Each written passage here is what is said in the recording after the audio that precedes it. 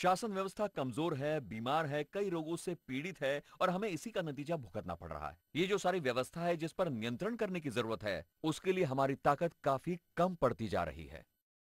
इसके दो प्रमुख कारण नजर आते हैं। सरकार के पास महसूल की कमी होने की वजह से नियंत्रण कठिन है और भ्रष्टाचार और अपारदर्शिता की वजह से सरकार से लोगों का विश्वास उठता नजर आ रहा है। इन सारी चीजों के हमारे पास क्या जवाब है? हमें किस तरह का बदलाव लाना होगा? क्या सिर्फ महसूल की वसूली बढ़ाकर यह समस्या हल हो जाएगी? काले धन की समाप्ति कैसे होगी? अगर हम इसको एक रूपक से समझने की कोशिश करें तो दिखेगा, जब हमारी संस्कृति कृषि प्रधान संस्कृति थी, तब हमारी शासन व्यवस्था भी छोटी सी और आसान थी। जैसे कि जमीन को समांतर छोटे छोटे एक मंजिला मकान होते हैं। हम जैसे जैसे औद्योगिक संस्कृति की तरफ बढ़े, हमने आसमान की तरफ रुख किया। हमने एक के ऊपर एक मंजिलें उठाना शुरू कर दिया। उभरता देश, उभरता उद्योग जगत, फिर उस पर आधारित सर्विस सेक्टर, सेवा क्षेत्र, उस पर बैंकिंग, इंश्योरेंस, एक दूसरे पर आधारित व्यवसाय हमारे यहां तैयार होने लगे। और फिर इन सब पर आधारित खड़ी यानी वर्टिकल अर्थव्यवस्था हमारे यहां तैयार हुई। पर इन सब का नियंत्रण जो शासन करता है, उसकी भूमिका एक ओवरहेड टैंक के जैसी होती है। ओवरहेड टैंक में जो पानी भरता है वो नीचे की सभी मंजिलों पर सप्लाई होता है, पर यह पानी ऑटोमेटिकली ऊपर नहीं चढ़ता, उसे पंप करना पड़ता है। और पंप करने के लिए नीचे रिजर्वॉयर की टंकी जरूरी होती है। हमारे देश के अर्थव्यवस्था में भी बड़ी मात्रा में पानी उपलब्ध है, जिसे हम पोटेंशियल या क्षमता कहते हैं। पर बदकिस्मती से पानी ऊपर ओवरहेड टैंक तक नहीं पहुंच पाता। पंप चालू है, पर पानी ऊपर क्यों नहीं पहुंच पाता? हम पंप की ताकत तो बढ़ा रहे हैं, बार बार बढ़ा रहे हैं, पर फिर भी पानी ऊपर नहीं पहुंच रहा। जब हम इसकी जांच करते हैं तो समझ में आता है कि ये पानी ऊपर उठाने वाले पाइप्स जो हैं, वो सारे टूट फूट चुके हैं, गल चुके हैं, पुराने हो गए हैं। पानी ओवरहेड टैंक में पहुंचने से पहले ही बाहर निकल रहा है। ये बाहर निकलने वाला पानी यानी काला धन है। और ये पंप और पाइप की सिस्टम जो पानी ऊपर तक पहुंचाती है, उसे हम कर व्यवस्था, टैक्स पैटर्न कहते हैं। जिन जिन चीजों को सरकारी मदद की जरूरत है, अनुदान चाहिए, सरकारी नियंत्रण चाहिए, वहां पर जैसे कि नलों की मदद से पानी पहुंचाया जाता है, वैसे मदद पहुंचाई जाती है। पर दुर्भाग्य से आज ओवरहेड टैंक में पानी नहीं है, इसलिए प्रशासन कमजोर है। ओवरहेड टैंक में पानी नहीं है, इसलिए नीचे के नलके में पानी नहीं आता।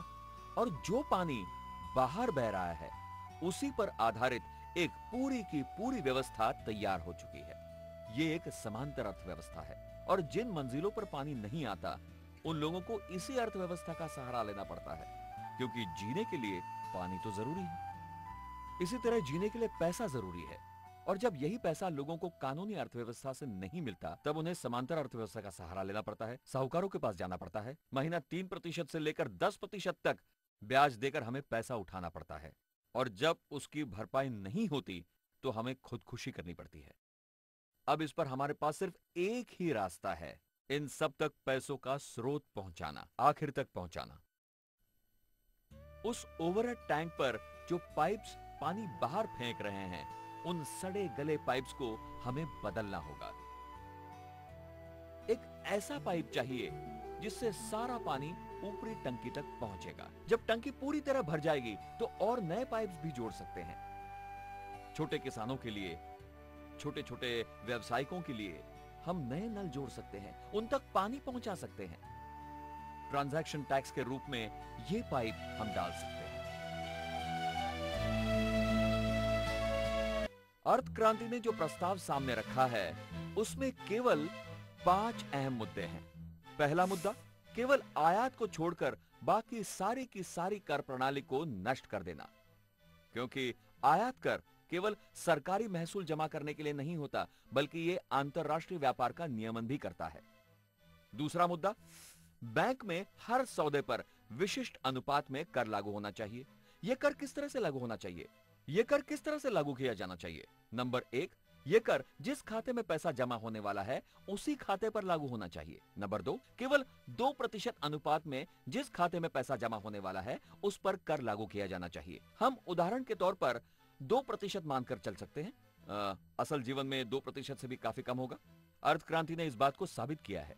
नंबर 3, ये कर लागू करके 2% कर कटौती से जो रकम जमा होगी उसे बैंक के माध्यम से ही प्रशासन के 3 भिन्न स्तरों तक पहुंचाया जाएगा, यानी केंद्र, राज्य और स्थानिक प्रशासन तक यह पैसा पहुंचाया जाएगा। अगर मान लो कि 2% कर कटौती होती है तो उसमें से 70 पैसे यानी 0.7% पैसा केंद्र सरकार के लिए होगा, 60 पैसे या 0.6% हिस्सा राज्य शासन के लिए होगा, 0.35% स्थानिक प्रशासन का महसूल होगा। जहां जो बैंक काम कर रही है वहीं उस बैंक का कार्यक्षेत्र होगा। हर व्यवहार पर बैंक को विशिष्ट अनुपात में कुछ कमीशन मिलना चाहिए, क्योंकि कर संकलन करने की सबसे बड़ी जिम्मेवारी हम बैंक व्यवस्था को सौंप रहे हैं। हम जो तीसरा मुद्दा ला रहे हैं वो है 50 रुपए से ऊपरी कीमत के सारे नोट जल्द से जल्द बंद कर देने चाहिए। हमारा चौथा मुद्दा है कि नगद के लेन देन पर किसी भी तरह का कर नहीं होना चाहिए। 5 नंबर के मुद्दे पे बात कर रहे हैं। कोई भी लेन देन जो 2000 या 3000 रुपए से ज्यादा का होगा, यह संख्या हम सब लोग मिलकर भी निर्धारित कर सकते हैं, 2000 या 3000 जो भी हो। अगर इससे बड़ी कीमत का लेन देन नगद होता है तो उसे कोई भी कानूनी सुरक्षा नहीं मिलेगी। इसका मतलब यह हुआ कि अगर मेरी जेब में 5000 रुपए के 50 के नोट होंगे और अगर कोई मेरी जेब काट लेता है तो मैं पुलिस कंप्लेंट नहीं कर सकता, क्योंकि गलती मेरी है। आज हमारे देश में रोज लगभग 2 लाख करोड़ रुपयों का लेन देन होता है। जब इन 2 लाख करोड़ रुपयों में हम 2% हिस्सा केंद्र सरकार, राज्य सरकार और स्थानिक सरकार को देने की बात करते हैं तो सब मिलाकर हर साल जो फिगर बनता है वो है 14.5 लाख करोड़ रुपयों का। इन 14.5 लाख करोड़ रुपयों में आज प्रशासन का सालाना महसूल केंद्र सरकार और राज्य सरकार मिला के 9 लाख करोड़ रुपयों का है। हम जानते हैं कि स्थानिक प्रशासन को आज लगभग 80 से 90% पैसा केंद्र सरकार और राज्य सरकार से अनुदान के रूप में मिलता है। अपनी आमदनी का कोई जरिया नहीं है। सिर्फ महापालिका का अगर ऑक्ट्रॉय का स्रोत अगर छोड़ दें 40-50% है, जो भी 4 या 5 महाराष्ट्र के प्रदेशों में है। बाकी सारे अनुदान के रूप में हैं, जो पहले से केंद्र सरकार और राज्य सरकार से मिलता है। ये सब मिलाकर 10 लाख करोड़ रुपए भी हम मान ले, तब भी आज 4 लाख करोड़ रुपए की आमदनी आज हो रही है। गांव की उन्नति से संपन्न गांव और साफ सुथरे शहरों का सपना साकार होगा।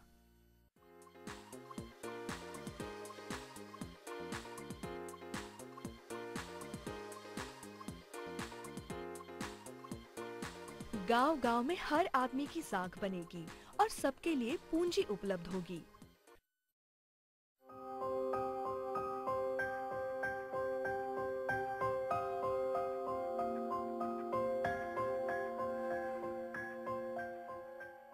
पर्याप्त मात्रा में पैसा उपलब्ध होने से रहन सहन का स्तर ऊपर उठेगा।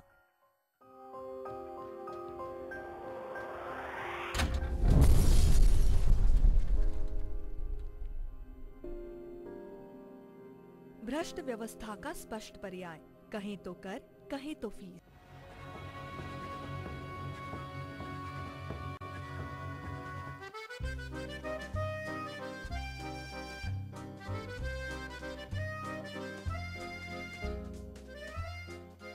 प्रशासन काले धन और अपराधों के दबाव से मुक्त होकर प्रभावशाली बनेगा।